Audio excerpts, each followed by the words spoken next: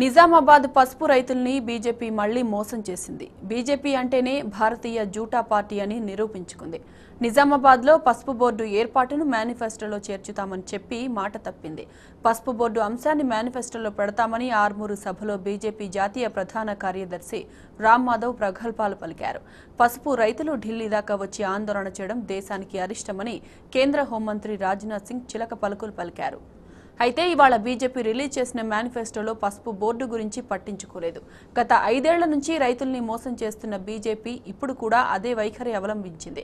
5 ఏళ్లుగా పసుపు బోర్డు కోసం టీఆర్ఎస్ ఎంపీలు శతవిధాలా పోరాడినా ఉలుకు పలుకు లేని బీజేపీ నేతలు 10 రోజుల క్రితం నిజామాబాద్ వచ్చి పసుపు బోర్డు పెడతామని ఆపద మొక్కులు మొక్కారు. చివరకు మేనిఫెస్టోలో ఈ అంశాన్ని పెట్టకుండా మరోసారి రైతుల్ని దగా చేశారు. బీజేపీ తీరును నిజామాబాద్ టీఆర్ఎస్ ఎంపీ అభ్యర్థి కవిత ఎండగట్టారు.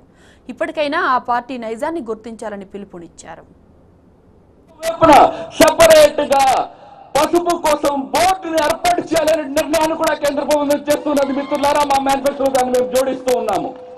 మరోవైపున సెపరేట్ గా పసుపు కోసం బోర్డుని ఏర్పాటు చేయాలనే నిర్ణయాన్ని కూడా కేంద్ర ప్రభుత్వం చేస్తున్నది. మిత్రులారా, మా మేనిఫెస్టో దాన్ని మేము జోడిస్తూ ఉన్నాము.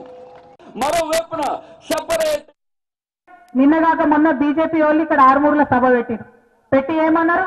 పసుపు బోర్డు గురించి, పసుపు రైతుల కష్టాల గురించి మాకు తెలియదు, ఇప్పుడు తెలిసింది కాబట్టి మేము మా మేనిఫెస్టోలో పెడతామని చిలక పలుకులు వలికిండ్రు. తమ్ముడు ఇప్పుడే 10 నిమిషాల కింద భారతీయ జనతా పార్టీ వాళ్ళు మేనిఫెస్టో రిలీజ్ చేసిండ్రు. మనం ఇక్కడ మీటింగ్లు ఉన్నప్పుడే వాళ్ళు రిలీజ్ చేసిండ్రు. కానీ ఆ మేనిఫెస్టోలో పసుపు బోర్డు అంశం పెడతా అని చెప్పిపోయిన రామ్ మాధవ్ మాట తప్పిండు.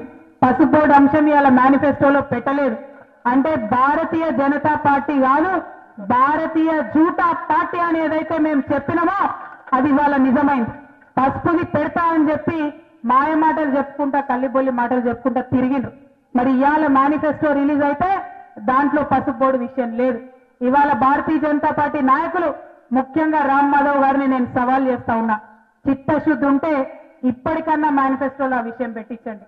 మీరు మేనిఫెస్టోలో పెట్టినా పెట్టకపోయినా ఎట్లాగూ మీరు అధికారంలోకి వచ్చేది లేదు. రేపటి నాడు అధికారంలోకి వచ్చేది ఫెడరల్ ఫ్రంట్ ప్రభుత్వమే. తప్పకుండా పసుపు బోర్డు మేము సాధించుకుంటామని చెప్పి ఈ సందర్భంగా మీకు తెలియజేస్తా ఉన్నాం.